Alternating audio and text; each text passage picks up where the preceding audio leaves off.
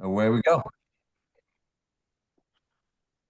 Awesome, awesome, awesome. And one more thing I gotta do.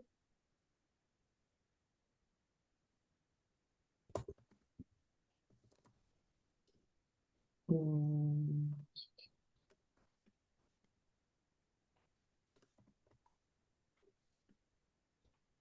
Okay, I think I'm ready now. Can you guys see my PowerPoint? I hate Yep, that I can't see myself, but we are good to go now, I think. we So, are. hey everybody. I am San Holder Booker. I am a communication specialist. I am a public speaker, writing coach, and according to some of the comments on LinkedIn, I'm possibly a catfish or AI, which I'm not. I am not artificial, but I am intelligent. So, um, my my profession, I help people get rid of and get over their brain fog. And the reason why I'm so passionate about this is because of my own communications hangups that I had when I was growing up, right? So not everyone is comes out of the womb ready to talk to the world. Most people don't. A lot of people are scared to talk to even their peers, and that's okay. And that's why you have people like me who not only had to overcome their own hangups, but also I'm passionate about helping other people overcome theirs as well. So let's just start with the basics. Um, my objective here today is to help empower you to pitch yourselves with confidence, to pitch yourselves to land those jobs, to gain visibility, and to build community. Oh, am I? um, and it's not going to be a long PowerPoint. It's going to be very quick because it honestly doesn't take a whole lot to introduce yourself because you already know about yourself, right? No one knows you better than you. A lot of people think their mom does, but no one knows you better than you. So this isn't something you have to research on. You to research yourself. You don't have to research yourself to sell your product or your business or your idea or get that promotion. You usually just have to research the other person. So this is what is going to help you overcome that. So let's talk to statistics. First, you got 8 seconds. That's less time than it takes to skip an ad on YouTube, literally. A blink, a beat, and then boom, the person decides whether they want to hear more or stop listening. So you only have 8 seconds, according to an article by the New York Times. That's the average human attention span. And I know there are a lot more research saying there's less than that, and there's a lot more research saying there's more than that, but let's go with you have 8 seconds to sell yourself. Okay. According to the according to the study by the Statistic Brain Research Institute, 33% of sales managers say they can decide whether to proceed with a candidate or an idea based on the initial 30 seconds of the pitch. And according to a 2018 survey by the Harvard Business Review, and I did research this statistic because it is a little older and it really hasn't changed much, so I kept it. They found that 71% of managers say a well-crafted elevator pitch can help advance an individual's career by creating lasting impressions during networking opportunities. So, what is an elevator pitch? Think of it like your IRL GitHub bio. IRL is in real life, and I think everybody on this chat should know that. But just in case anybody knows, IRL means in real life. GitHub bio. You want it short, you want it impactful, and most importantly, you want no bugs. An elevator pitch is your way of introducing yourself, introducing your skills, introducing your project in less than 30 seconds without and we don't want this to sound like it's rehearsed. We want you to rehearse, but we don't want it to sound like you rehearse it 40 times in the mirror. We want you to rehearse with a recorder and a mirror. And why a recorder? Everyone thinks they can hear themselves, but anybody who's ever tried to sing outside of the shower knows that they do not sound like what they think they sound like. So we want you to get a recorder so that you can hear the volume, so that you can hear the speed, so that you can hear tonality. We want you to catch those mistakes before talking to someone. We want you to use a mirror because words aren't the only thing that tell your story, right? Your body language, your facial expressions tell your story. And those are just important as the words you say. How many times have you gotten in an argument with someone you love, whether it be a friend or a romantic partner, and you said what you thought you said, but your body said something completely different? Or how many times have you been talking to a colleague and they're like, do you have any questions? Because your face is looking like you have questions.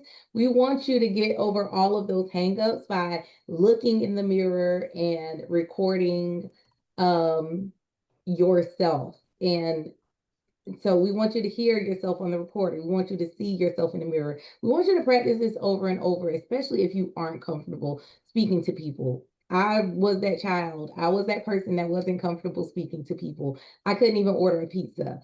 So it does take practice. Um, Now, let's go. So let's build your pitch.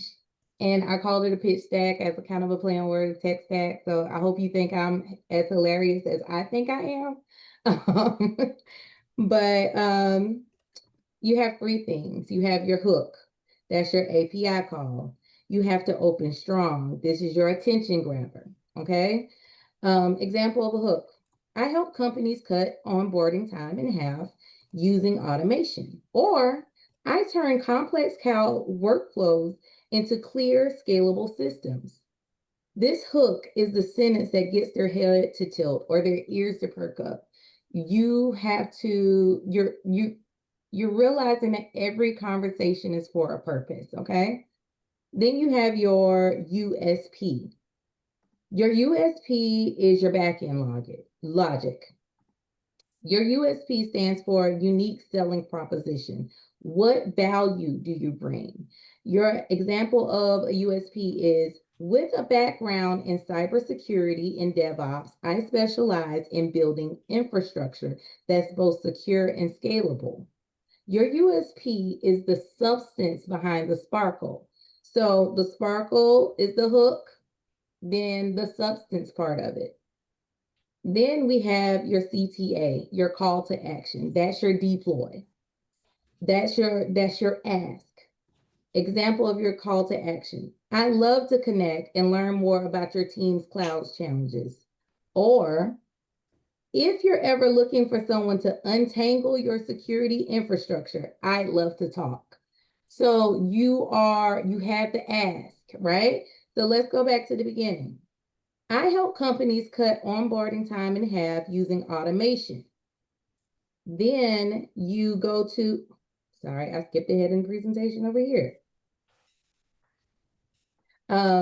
Let's start that over. I help companies cut onboarding time in half using automation.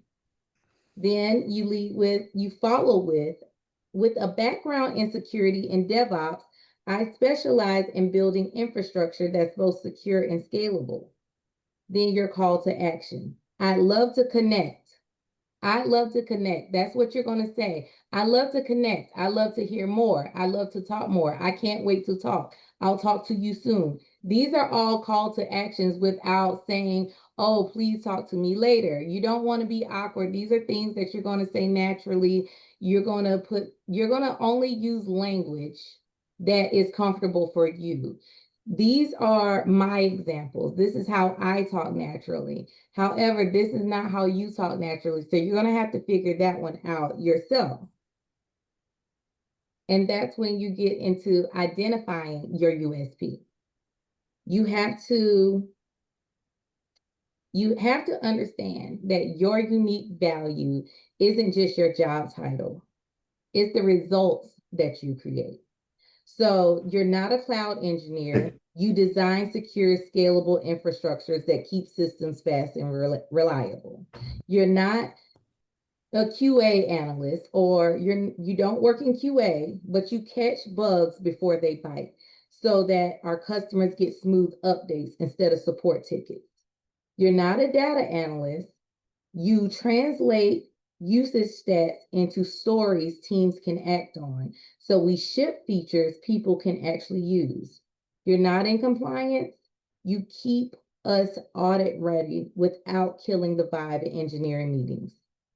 And if you're talking to a peer, you don't have to explain everything. They know the job. Focus on connection when you're talking to a peer. You want to say something along the lines of, hey, I've been messing around with automating some of our deployment pain points. Happy to swap ideas if you're into that. Or you can say, I geek out over analytics dashboards. If you're ever drowning in metrics, hit me up. I actually like that stuff. Figure out what you do, who you help, how it makes things easier, how it makes things fun, how you can connect with the people that you work with. Okay, so we're going to keep this natural. You got to understand that everything is going to be different for your target audience. You have to understand your target audience. You have to analyze your competitors if you're looking for a promotion. You have to identify and articulate your unique value, and that's going to be based on your target audience. So let's get deeper into knowing your audience and speaking your audience language.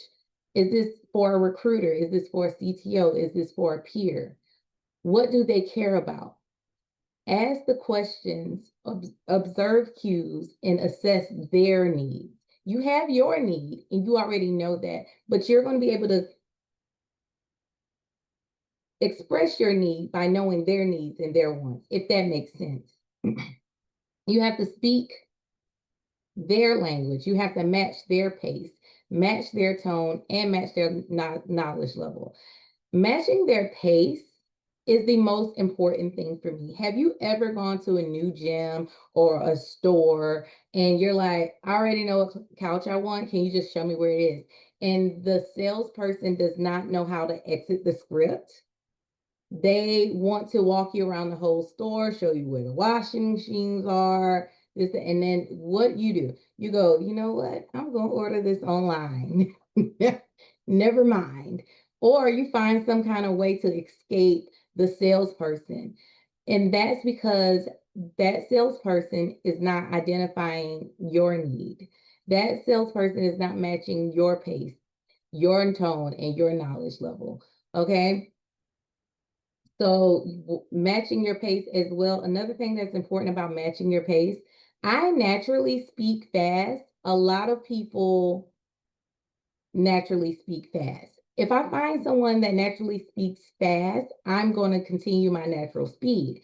However, if I am presenting or if I am speaking to someone who I see speaks slow or is kind of trying to understand what I'm saying, I'm going to slow that down. So not only do we want to match your pace when it comes to your knowledge level or your ask or your want, we're going to also match your pace literally. If someone is speaking slower, speak slower. If someone asks you to slow down, speak slower.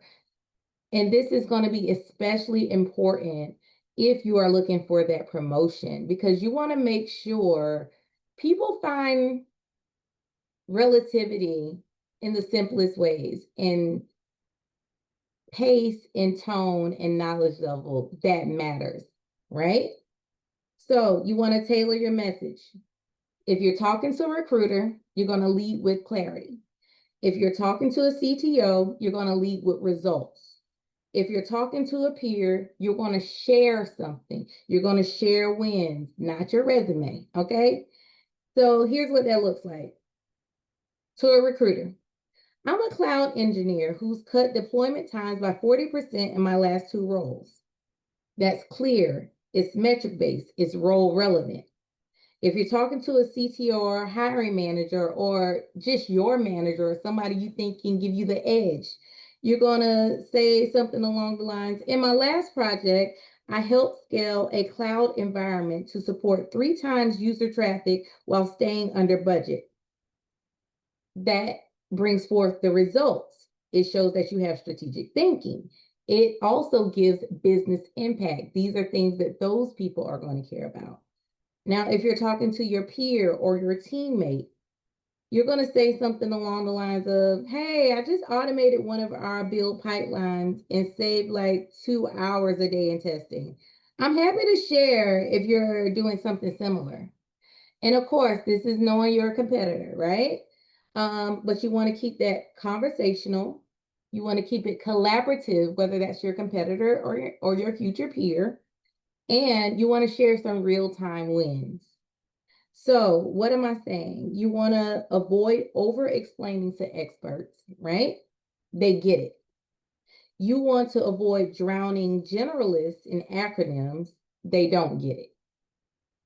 And you want to gauge the vibe. Read the room and adjust as you go. You don't want to be that salesman that is showing you the whole sales floor when you ask where the couches are.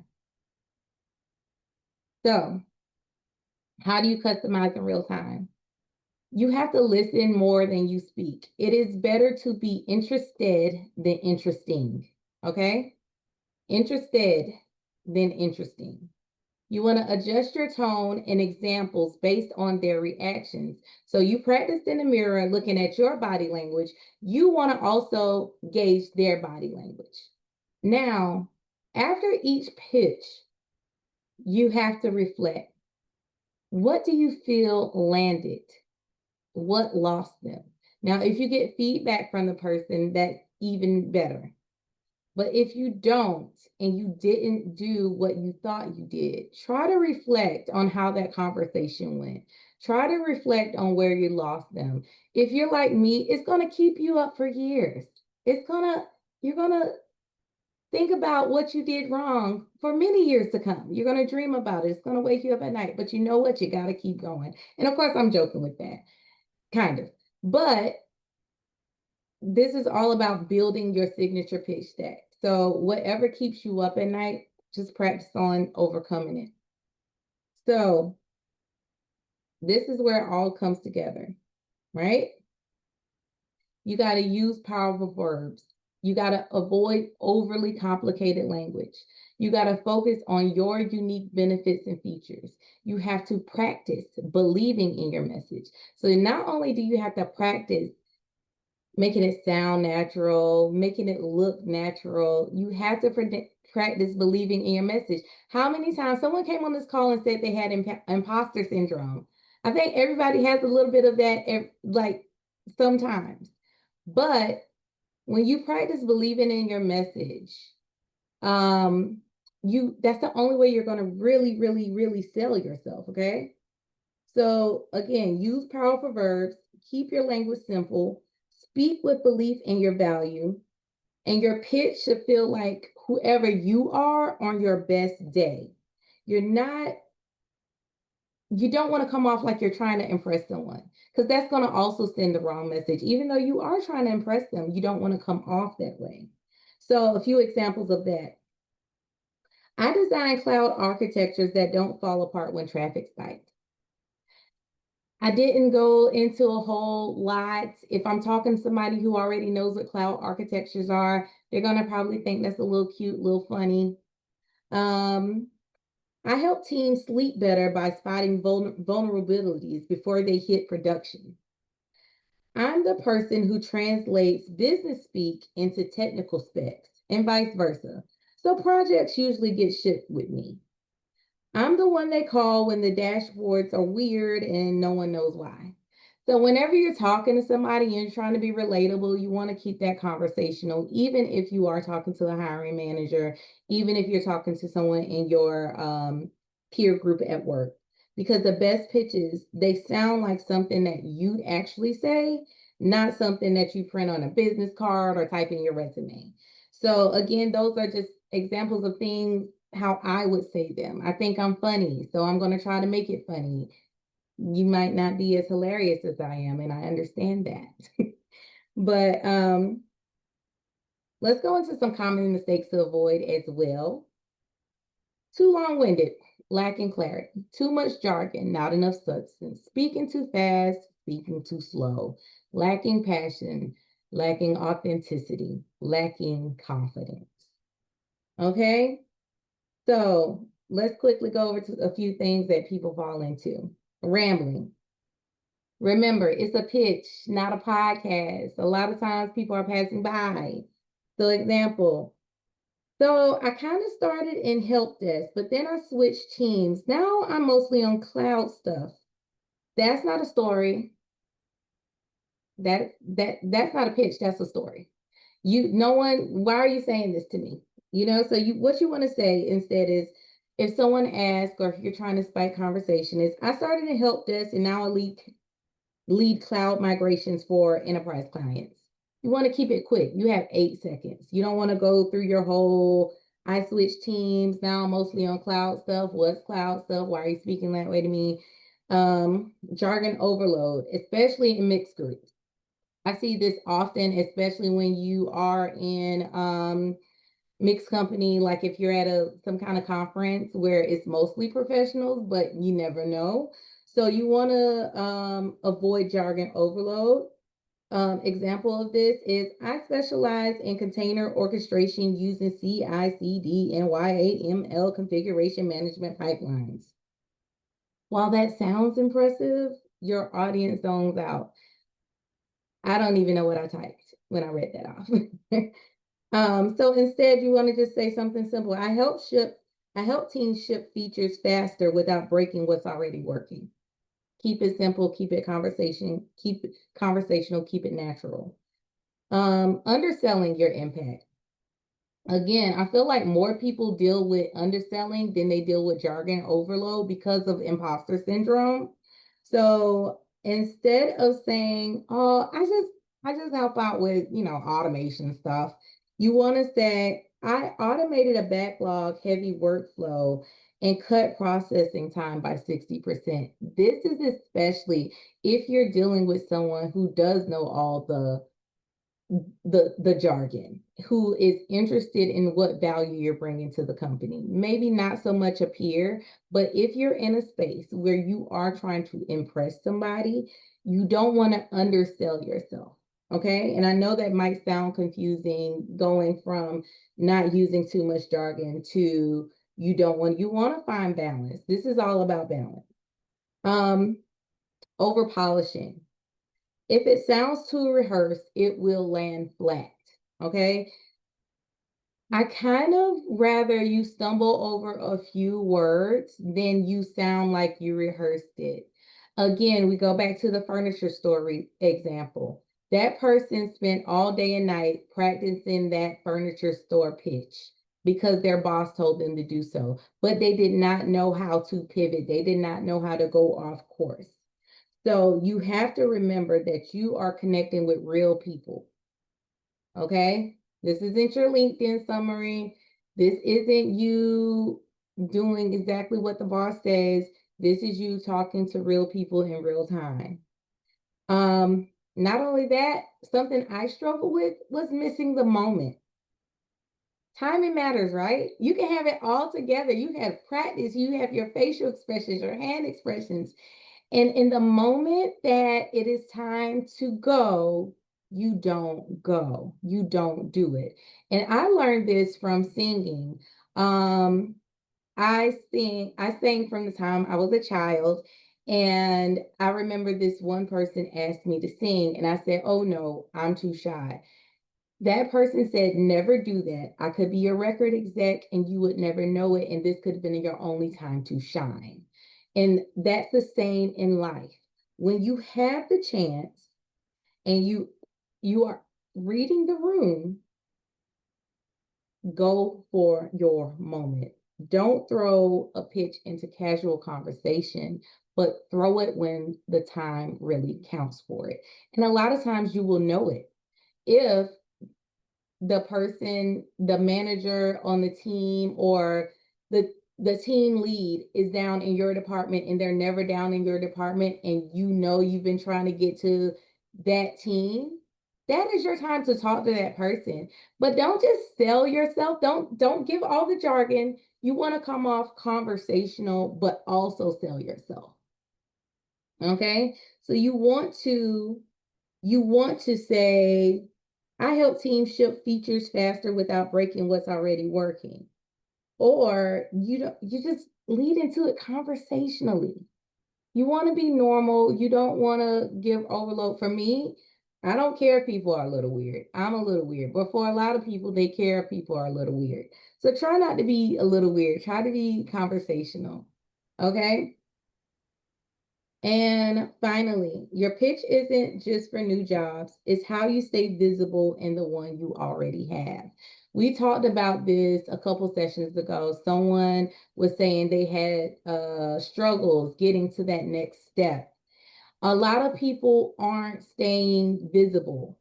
A lot of people aren't doing what they need to do. They're not communicating. One guy said he's rubbed elbows with some very important people, but because he didn't think anything, he kind of just stayed in the background, didn't introduce himself. So you have to understand how to stay visible. And you stay visible, you don't have to be the personality hire, but you do have to be conversational. So let's say you're hoping for a promotion and trying to be looped into higher level projects. You're going to use your pitch to position yourself as a strategic contributor, not as a task doer. Every time that I've gotten a promotion, that's the feedback I've always gotten. You weren't a task handler. Okay? So you want to come off and be a strategic contributor. You're going to make sure that people at every level understand your value, especially the people who aren't in your department. Because one thing about me is I always got the promotion before I knew I was even being talked about in these rooms. And you do that by being personable, by staying on top of whatever trends are going on, not only in the world, but in your company. And you want to be conversational, you want to rub elbows. And I know that's hard for a lot of people. It's hard for me. Um, but you have to do that. So, what you want to do sometimes is you have to speak your value even in casual conversation. But especially when the opportunity presents. So one time, Big Wig walked into my office. At the time, I was just a lending assistant. But he was like, "Oh, what do you do?" So you just let them know. Like, I lead cross-functional efforts to reduce time to resolution in our incident response processes. That's what I do. You know, I'm not just a lending assistant. This is what I do. So I also da da da da. And I read books and I know shit. I know stuff. And so this is what you want to do. Okay. So you have to be the person who's also relatable. Okay. And then not only that, have things on your desk. I don't know, a lot of people are remote. Have things on your desk, because we got into talking about books because I had a book on my desk. I have pictures of my family on my desk. I try to, when I can, even if I am meeting remotely, have something that interests me in the background. Right now, I'm straightening out my office, so I have like a filter up. But if you have things on the wall, like one person, Neil, he has instruments on his wall. Misha has books in the background. Alex looks like he's in his living room, but it's fine. These are the things I can see right now. But you want to also kind of sell yourself in different ways. Um, Now, in closing, your connection is your currency. Your elevator pitch isn't just a formality, it's your handshake, it's your trailer, it's your TED talk. So you're going to lead with clarity, you're going to speak with confidence, you're going to deliver like it matters, because it does. And if you ever want help refining your pitch, you know where to find me. I'm here most times, but my LinkedIn is also in the chat. I don't mind messages. I'm not a recruiter, so I'm not overly bogged down by messages. So I'm more than likely to see your message. So if you want me to look over your resume, make sure it's telling the right story. If you want me to um just kind of rehearse your pitch with you, I'm willing to hear what you have going on, give you feedback about your speed, your timing, things of that nature. If you want any of those things, just make sure you hit me up on LinkedIn. I'm open. And the reason I'm open is because so many people have helped me. So I try to help people. Okay. So thank you for listening and good luck.